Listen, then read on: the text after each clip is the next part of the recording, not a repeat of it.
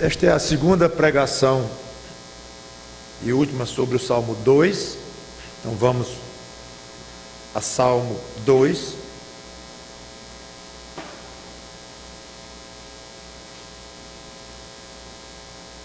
Desta vez o título é Tenham Juízo.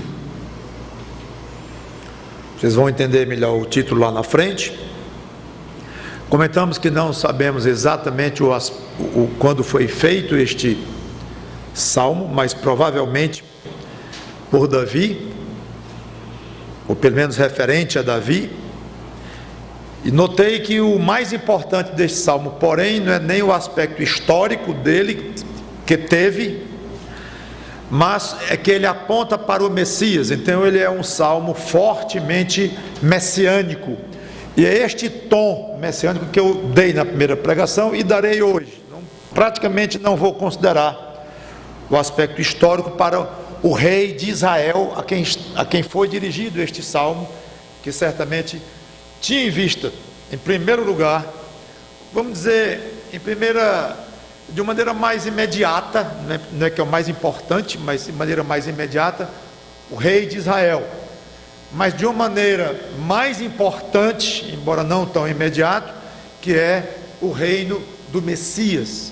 E é este ponto que nós estamos, então, explorando. Esse salmo tem 4 divisões claras, já vimos as 2 primeiras na última pregação, versículos 1 ao 3, a rebeldia dos povos, e dos versículos 4 ao 5, as reações de Deus à rebeldia dos povos. Hoje então nós veremos as outras 2, versículos 6 a 9, a solução de Deus, e essa solução de Deus é apresentada na forma de um diálogo entre o Pai, Deus Pai, com o Filho, que é o próprio Rei, como nós vamos ver, e ultimamente nos versículos 10 e 12, por último, advertência e oportunidade. Então, partindo logo para a terceira parte do Salmo, que é a solução de Deus para a rebeldia dos homens. Versículos, eu vou ler o Salmo inteiro, que é pequeno, e para que peguemos todo o contexto. Porque se enfurecem os gentios e os povos imaginam coisas vãs, os reis da terra se levantam e os príncipes conspiram contra o Senhor e contra o seu ungido, dizendo: rompamos os seus laços e sacudamos de nós as suas algemas. Até aqui a primeira parte, que é a rebeldia dos povos. Versículo 3, reação de Deus. Versículo 4, ri-se aquele que habita nos céus, o Senhor zomba deles, na sua ira a seu tempo lhes há de falar, e no seu furor os confundirá. Versículo 6 a 9, solução de Deus. Eu, porém, constituí o meu rei sobre o meu santo monte Sião. Proclamarei o decreto do Senhor. Ele me disse: tu és meu filho, eu hoje te gerei. Pede-me, eu te darei as nações por herança, e as extremidades da terra por tua possessão. Com vara de ferro as regerás, e as despedaçarás como vaso de oleiro. Última parte, e a advertência. Agora, pois, ó reis, sede prudentes, deixai-vos advertir, juízes da terra, servi ao Senhor com temor, e alegrai-vos nele com tremor. Beijai o filho para que não se irrite, e não pereçais no caminho, porque dentro em pouco se lhe inflamará a ira. Bem-aventurados todos os que nele se refugiam. Vamos orar. Santo Deus, nosso bom Pai, ajuda-nos na verificação, no estudo, na meditação desta segunda parte desse belíssimo salmo, que nós consigamos aprender a revelação que está aqui e também saber aplicar para nossas vidas práticas. Em nome do Senhor Jesus Cristo te peço, Ele que é o Rei e o Messias. Amém. Como é que Deus reagiu ou reage e ainda reagirá à rebeldia dos homens? Terminei assim, mensagem passada, procurando convencê-los de que Ele, Deus, está certo, tentando entrar num acordo com os homens, procurando satisfazer os desejos deles. Não, não é assim que Deus reage. Ele se ira contra a rebeldia, ele zomba dos arrogantes, mas ele tem uma solução, não fica apenas na ira, mas ele tem uma solução para o homem. No versículo 6, agora o próprio rei, o próprio Deus assume a palavra, é ele quem fala. Eu, porém, constituí o meu rei sobre o meu monte Sião. É interessante, o meu rei. Esse meu rei não é que vai ser rei sobre ele, em que o Messias, o Cristo, o Filho de Deus, será rei sobre Deus Pai. Claro que não. Esse meu rei aqui eu o fiz rei. Ele pertence a mim. Eu entreguei o reino que é meu, eu dei a ele. Interessante isto. Um rei escolhido dentro dos padrões divinos. Um rei não eleito pelos homens, não escrito no voto humano, que não merece a menor confiança, mas um rei do próprio Deus, escolhido por ele,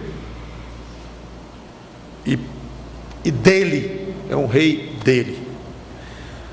O lugar físico desse reino, curioso, sobre o meu santo monte Sião. Nós que temos uma posição escatológica chamada de pré-milenismo, para nós isso tem um valor muito grande, porque mostra onde é que o rei Jesus Cristo vai exercer o seu poder, aonde ele vai reinar. Está escrito, Monte Sião é um lugar muito bem definido, é em Jerusalém. É de lá que sairá todo o reino, é para lá. Foi lá que ele exerceu o seu ministério, em Israel, e um pouquinho também fora de Israel, mas ali estava o centro dele. Ele foi morto ali, ele ressuscitou ali, ele subiu aos céus ali, e ele vai voltar exatamente para Jerusalém.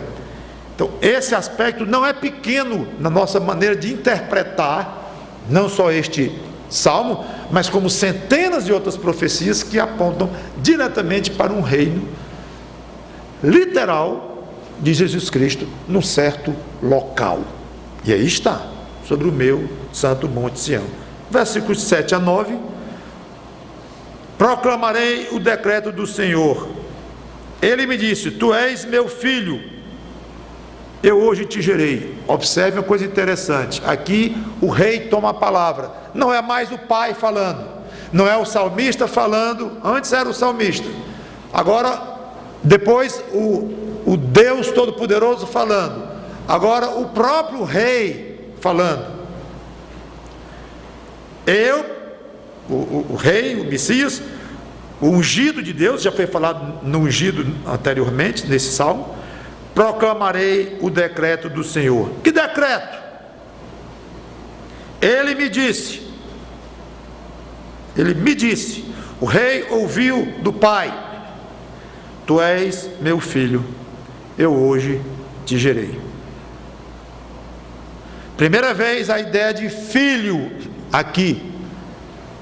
O Deus Todo-Poderoso tem um rei que ele escolheu para reinar na terra, num lugar definido, escolhido por ele. E agora uma revelação extremamente importante, fundamental. Não era uma questão política apenas, não era um acordo entre o Deus do universo e um homem que Deus escolheu para ser rei entre os homens. Esse rei que Deus escolheu é só mesmo filho deste Deus. Primeira vez. E isso traz uma outra noção, é que ele é rei por direito. Ele é filho do Deus Criador. Claro que na doutrina da Trindade, como nós cremos, a criação é feita, é parte, é fruto do Rei Triuno. Mas geralmente tomamos como é difícil explicar, uma espécie de um arquiteto, o planejador, o que planejou, arquitetou e tomou as providências de criar como sendo o Pai. Ele usou o Filho na criação, tudo foi feito por intermédio do Filho, como estando ao lado do Pai o tempo todo, mas ele criando juntamente com o Pai, de onde veio a ideia ou coisa assim. Tudo que se explicar será imperfeito, não conseguiremos nunca explicar detalhes de uma separação entre as pessoas da Trindade, mas pelo menos nos dá uma certa ideia. Então, este rei, que seria humano, tornou-se humano, vindo de Maria, mas ele também era divino, porque ele era filho direto de Deus. Aí vem uma frase que tem quebrado a cabeça dos teólogos há 2000 anos, e vai continuar quebrando muita cabeça até o rei voltar. Eu hoje te gerei. Essas 4 palavras aqui não tem jeito de encontrar uma unanimidade entre os estudiosos. Uma vez eu fiquei tão curioso com isso, para não dizer um pouco perturbado. A palavra perturbado é muito forte. O que eu vou fazer com isto? Aí eu resolvi colocar no papel o que todos os comentários que eu tinha diziam sobre esta passagem, Atos 13:33, que cita esta passagem. Acho que tem uns 8 ou 9 comentários em que eu coloquei lado a lado numa coluna, passei um bom tempo fazendo isso, o que cada um dizia. Não se encontravam de hipótese alguma, não se encontravam. De uma maneira muitíssimo resumida, tem 2 ideias principais sobre isto aqui. Primeiro é a chamada geração eterna do Filho. Nesta interpretação, que é um mistério para nós, ninguém consegue explicar, é como se o Filho fosse sendo gerado pelo Pai, desde a eternidade passada até a eternidade futura, e todo dia o Filho procede do Pai. É como se consegue explicar. Então, esse hoje, quando é? Essa forma de interpretar responde assim: escolha. Escolha o dia, escolha a época, e o que você escolher está dentro da expressão hoje. Escolha 1 bilhão de anos atrás, quando nem existia terra nem coisa nenhuma, está valendo o hoje. Escolha hoje mesmo, hoje, domingo, agora, nesse momento, está valendo. Escolha qualquer época. Então, o Filho é eternamente gerado pelo Pai. Não tenho pessoalmente uma inclinação pró ou contra esta interpretação. Para mim é misteriosa demais, e eu apenas absorvo o que as pessoas, os estudiosos e os eruditos escrevem sobre esta ideia. Já li muito sobre isto, mas não vibro com uma opção, com esta opção aqui não vibro muito. Pode ser a interpretação correta, não sei. Outros acham que é um ato específico de Deus, e que esse hoje é um hoje mesmo. Houve um momento na existência de Cristo, de Jesus Cristo de Nazaré, já encarnado, o Filho encarnado. Houve um momento em que ele ouviu isto do Pai, e em que ele aplicou esta passagem para aquele momento, para aquele dia, para aquela hora definida. E aí os comentaristas se abrem em muitas hipóteses. Uns acham que é o surgimento dele como Messias, que foi no batismo, quando ouviu-se uma voz do céu e desceu sobre Cristo como em forma de pomba, e ouviu sua voz do céu: este é o meu filho amado, em quem me comprazo. Pronto, é aí. Esta frase de Deus Pai se refere àquilo escrito talvez por Davi no Salmo 2. Foi ali que se cumpriu aquela profecia ou o decreto que o pai transmitiu ao filho. O filho disse, ele me disse, tu és meu filho, eu hoje te gerei. Esse hoje foi quando ele apresentou ao mundo o filho como sendo o Messias. Outros dizem, foi não, foi na transfiguração, quando também se ouvia esta voz, só tinham 3 apóstolos lá, e novamente, este é o meu filho amado em quem me comprazo. Pronto, foi ali. Aí eles explicam por que ali, eu não vou entrar em detalhes. A maioria acha, por causa de Atos 13 e 33, que eu não vou ler, porque não é o meu propósito explicar exatamente com profundidade esta passagem, mas a maioria acha que é a ressurreição dele, que dá a entender que é mesmo. Mas ainda há 2 verbos no grego ali que pode dar a ideia que pode não ser. E o que é tido como ressurreição pode ser só o surgimento em cena. Aí do segundo verbo é que tem a mesma palavra ressurreição, que não é clara, mas não fala mais desta passagem. Então, pode ter sido a ressurreição dele, pode. Outros dizem, não, foi antes disso tudo, foi antes de batismo, ressurreição e a transfiguração, foi na própria encarnação dele, quando ele tornou-se carne, quando ele se materializou no ventre de Maria, ali foi gerado. Aí combina, no caso, essa interpretação combina a geração humana, inclusive, com a geração divina. Não sabemos exatamente o que isso significa. Para mim, eu tenho assim, é algo muito, muito, muito belo, e muito santo, e muito misterioso, nós sabemos que o Pai disse para o Filho, Deus Pai disse para Deus, segunda pessoa da Trindade, o Logos, tu és meu filho, eu hoje te gerei. Até aí é suficiente, e se Deus revelou até esse ponto e deixou toda essa dificuldade interpretativa aqui, é porque Ele quis e só até este ponto mesmo.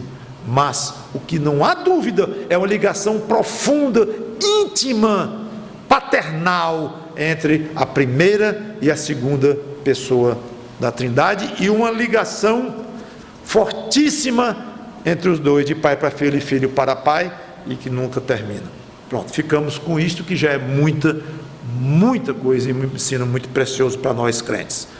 Versículo 8: pede-me, eu te darei as nações por herança, e as extremidades da terra por tua possessão. Eu acho muito gostoso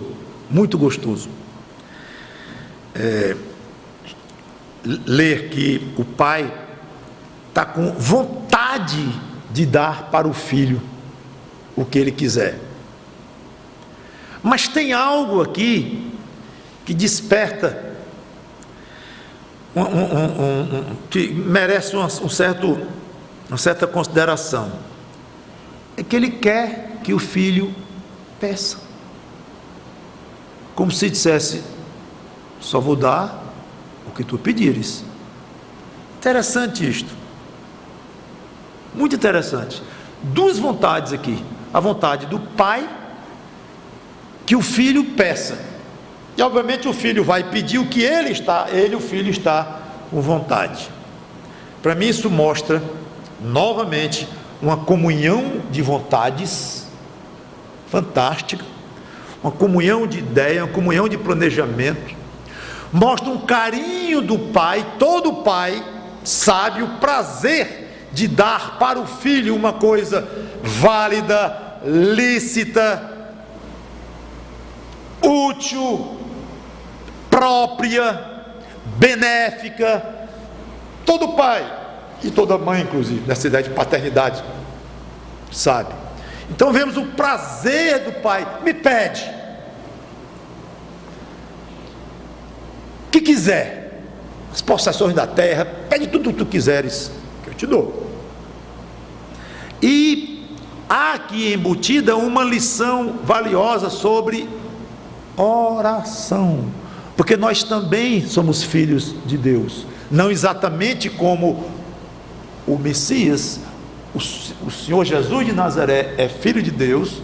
Nós somos de uma maneira diferente, porque ele é originalmente, na essência, filho de Deus, ele procede de Deus. Nós somos criatura de Deus, mas fomos fomos gerados pelo Espírito Santo, mas adotados como filhos de Deus. Mas somos. Então, muito do que nós vemos o Pai se relacionar com o Filho, Cristo, nós podemos tirar para nós, claro, com limitações, mas podemos. E aqui está uma lição que eu acho gostosíssima para nós. É como se Deus dissesse: peça, e eu lhe dou. E Jesus disse exatamente isso: tudo que pedis ao Pai em meu nome, Ele vos dará, ou me pedir, eu vos darei. Tem várias passagens em que Jesus atesta, garante que Ele dá o que o crente pedir, obviamente em nome dele, Cristo, e de acordo com a vontade dele, Cristo. Não é pedir para esse microfone sair voando, porque seria um abuso desta garantia que Cristo nos deu. E será que está na vontade de Cristo fazer esse microfone sair voando como uma borboleta? Provavelmente não, então Ele não vai fazer. Mas se você acertar numa vontade de Cristo ao pedir alguma coisa, mesmo que seja esse microfone sair voando, Ele vai. Então a oração tem esse aspecto extremamente poderoso, muito abrangente, mas uma abrangência que se limita na vontade de Deus. Agora, o que eu quero dizer é: peça. Peça. Tiago diz que nós não temos mais porque pedimos mal. Não é nem pouco, é mal, pedimos mal. Nós não sabemos pedir. Peça bem, porque o filho pedia bem. Lembra que ele pediu uma coisa, ele mesmo colocou reserva: passa de mim esse cálice, meu pai.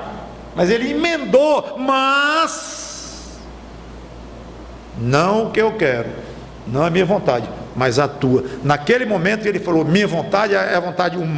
Ele jogou muita ênfase no aspecto humano do que ele estava passando, no terror de encarar uma cruz em que ele iria ser separado do pai. Mas observem como ele logo disse: mas a tua vontade. Esse sabia pedir.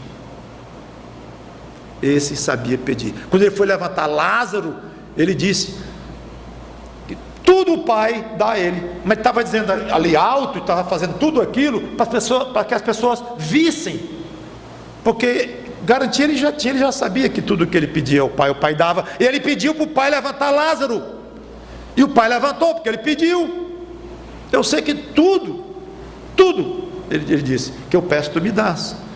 Então fica um exemplo fantástico de oração que Cristo deixa para nós. Estude as orações de Cristo nos Evangelhos. E segundo, a garantia que Ele nos dá de que nós vamos receber. E terceiro, o prazer, gente, o prazer que o Pai tem de nos dar, o que nós pedimos em nome de Cristo. E a extensão do reino também é outro aspecto. Aqui Cristo vai reinar sobre o mundo inteiro, mas eu quero apressar um pouco. Com vara de ferro as regerás e as despedaçarás como um vaso de oleiro. Aqui é uma característica do reino de Cristo no milênio. Ele vai ser exigente, ele vai ser rigoroso com a santidade dele. Qualquer revolta contra ele, ele vai abafar imediatamente, vai despedaçar como um vaso de oleiro. Você dá um chute, ele se despedaça de todo jeito. Muito bem.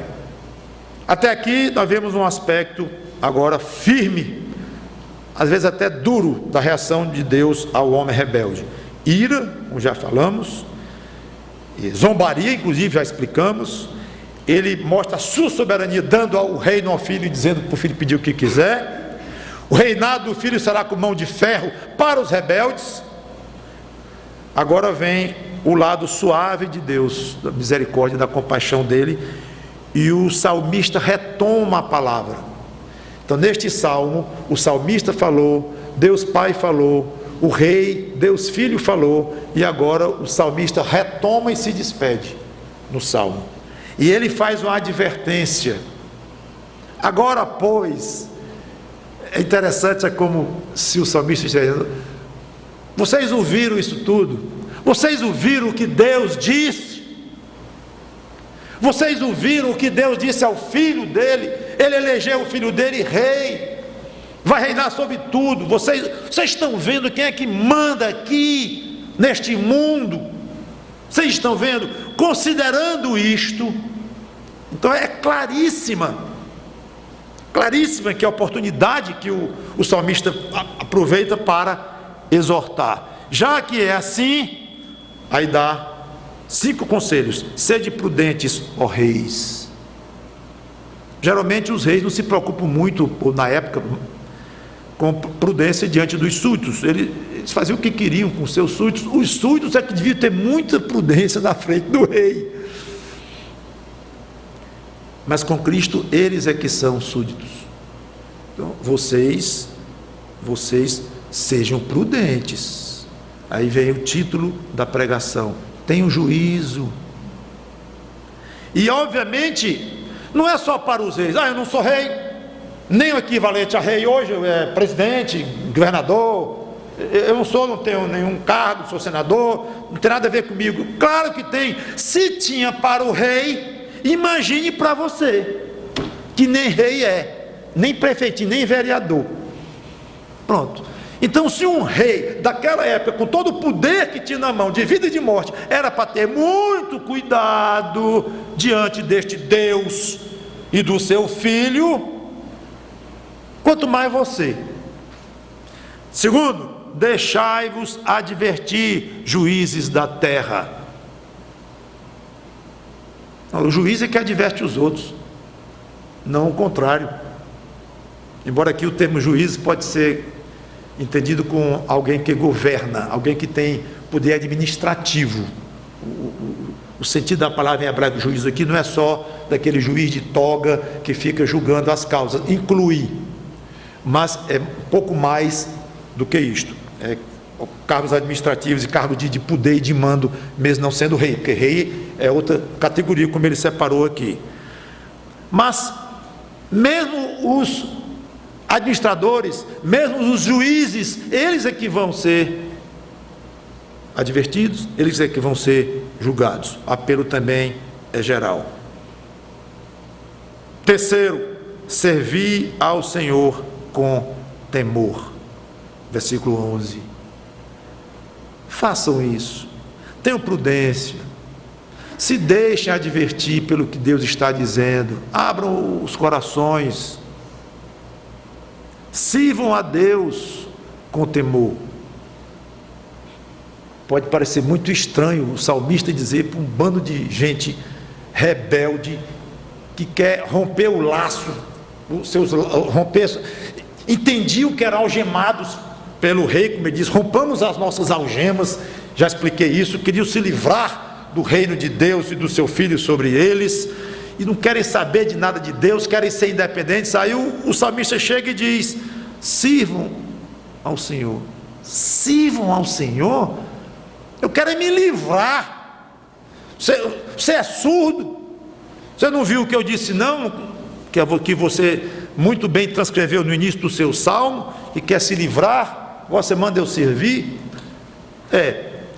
Parece ousadia dele dizer isso, só que a maioria realmente não vai dar ouvidos, vai achar um absurdo. Esse camarada enlouqueceu, não tem o menor senso na cabeça dele, eu nem reconheço coisa nenhuma desse rei, e ele manda que eu sirva esse rei.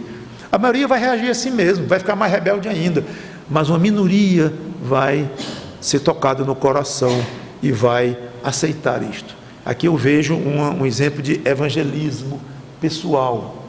Você está conversando com alguém, diz: rapaz, vou falar de Cristo para esse camarada, mas não dá, está blasfemando contra Cristo, levando na brincadeira, na troça, já disse que não está nem aí, ou disse que não crê em Deus coisa nenhuma. Rapaz, não vou falar não. É estranho demais, o camarada está dizendo que não acredita, não crê, tem raiva, porque Deus, se existe um Deus, ele é injusto, porque permite doença, permite pobreza, ele está transpirando ódio contra Deus. Eu vou dizer para ele amar a Deus?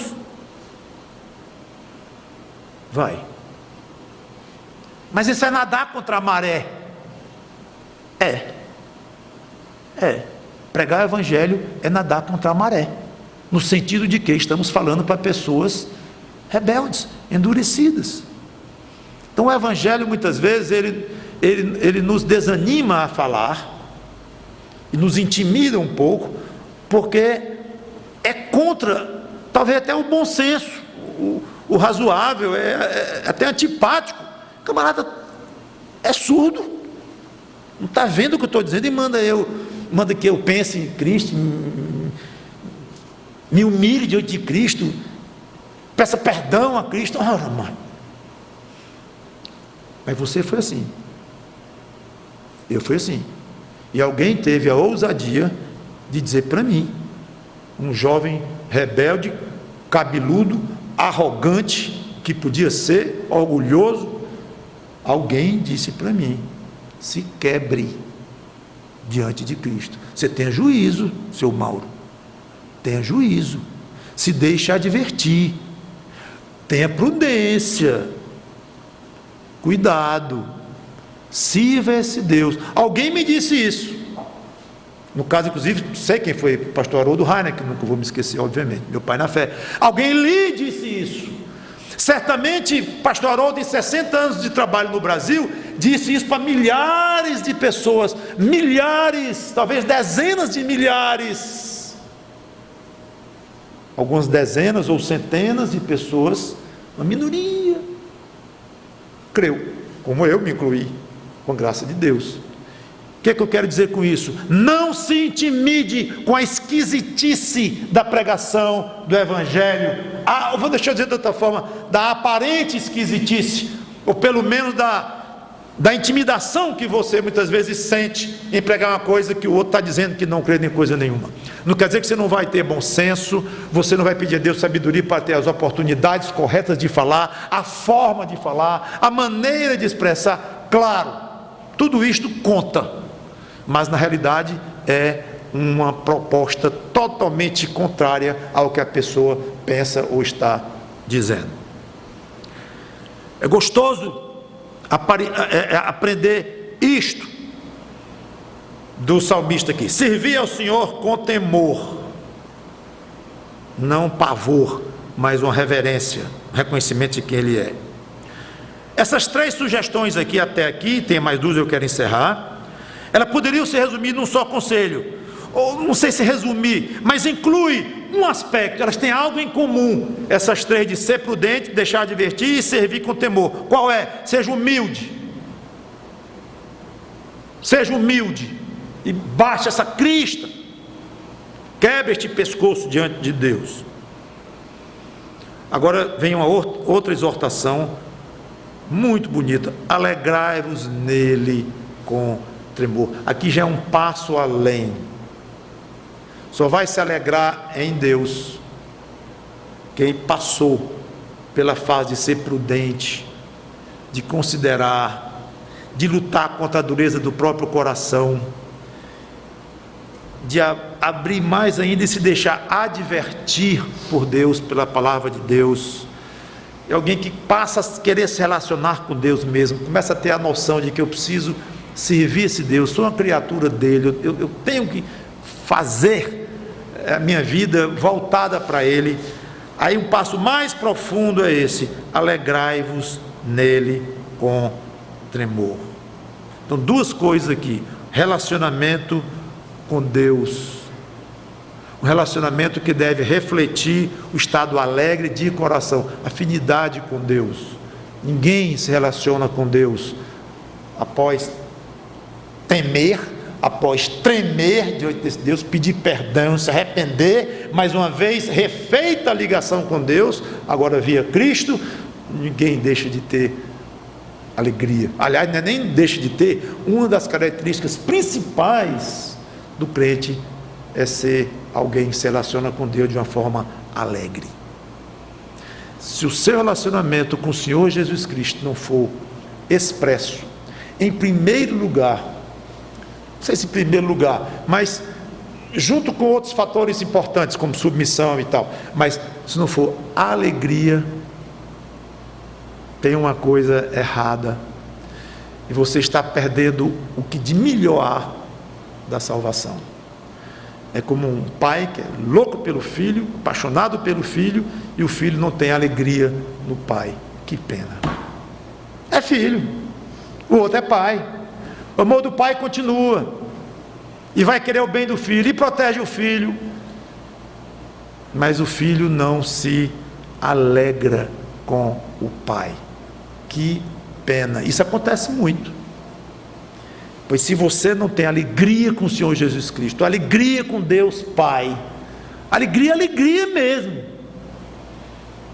a sua vida cristã ainda está cinza, ainda está muito pobre, está em preto e branco, infelizmente. Vamos dar um colorido e procure aprofundar no seu relacionamento com Deus. E quando eu falo em tremor, não uma alegria, alegrai-vos com tremor, não é uma alegria irreverente, irresponsável, que às vezes eu tenho medo, eu não quero julgar, mas quando a gente vê frases muito ousadas com relação a Deus, a Cristo, Jesus é meu chapa, esse tipo de expressão, eu fico com receio de que pode ter muita alegria aqui e pouco tremor. O equilíbrio é muito importante. Em momento nenhum, a alegria que um filho tem com o seu pai é licença para que ele desrespeite o seu pai, para que ele desconsidere a linha, a distância que existe entre pai e filho, que existe. Então, por mais que um filho seja amigo do pai e se alegre com o pai, ele é pai e tem que dar aquela distância, mesmo o pai estando velhinho, estando com Alzheimer, sabendo mais nem o que diz, de fralda, mas ele é pai daquele filho. Então tem que haver respeito, consideração. Imagine quando se trata do nosso Pai Celeste, do próprio Senhor Jesus Cristo, que pode ser também chamado propriamente de nosso Pai espiritual, sem dúvida. Então a alegria que nós temos com Deus, uma maneira de você checar se é uma alegria saudável, é se ao lado desta alegria há respeito, muito respeito ao Senhor Jesus Cristo, nunca confundindo. Não consigo imaginar, por mais alegre que um crente esteja, chegar para o Senhor Jesus Cristo em pessoa, abraçá-lo assim, bater na barriga dele, dizer: oi meu chapa. Não dá, fere o respeito, o reconhecimento do tamanho dele, da autoridade dele, da dignidade dele, do poder dele. Essas duas coisas você tem que trabalhar juntas na sua relação com Deus. Procure intensamente alegria com Deus e olhe o seu respeito, seu tremor a Deus. Por fim, beijai o filho para que não se irrite e pereçais no caminho. Ele dá ainda uma retomadazinha na sua advertência. O beijo no filho era claramente uma ideia de homenagem. Quando alguém queria homenagear alguém, você beijava. Em algumas culturas hoje ainda há isto. O russo, por exemplo, ele beija o outro, o homem com homem. É uma questão de honra, de que você quer prestigiar o outro. Essa é a ideia. Então, beijai o filho, vocês honrem a esse filho, vocês prestem uma homenagem a este filho, para que não se irrite e pereçais no caminho. Este filho é muito bondoso, muito amoroso, espetacularmente carinhoso, mas ele tem que ser honrado. Beije o filho, tenha juízo e homenageie quem deve ser homenageado. A ira do Senhor é fatal. Por fim, um contraste com quem vai perecer porque não beijou o filho, são aqueles que, bem-aventurados todos que se refugiam nele. Gostosa esta expressão, refugiar, porque no final o que nós precisamos mesmo é de um refúgio. Somos pequenos, somos fracos, somos tão desprotegidos. Então é muito gostoso saber que este rei, este filho é uma proteção para nós. Vamos correr para o lado dele, para nos alegrar com ele, para adorá-lo, respeitá-lo e assim gozar de todos os benefícios, até mesmo de reinar com ele, como ele prometeu. Mas o mais importante para nós não é pensar em reinar com Cristo, exercer autoridade com Cristo, mas estar pertinho dele, protegido por ele e alegrando-se profundamente nele, porque sabemos que ele se alegra em nós. Vamos orar. Obrigado, Senhor, pela Tua palavra, que Teu Espírito Santo nos ajude a entender e a colocar em prática tudo isto. Obrigado por este Filho maravilhoso, que possamos beijá-lo dia após dia, numa homenagem simples, mas sincera, muito gostosa, muito alegre no nosso coração. E como faz bem a este mesmo coração do crente que se alegra em Cristo, respeitá-lo, honrá-lo, dignificá-lo como Deus que Ele é. Em nome dEle, ó Deus Pai, nós te pedimos e agradecemos. Amém.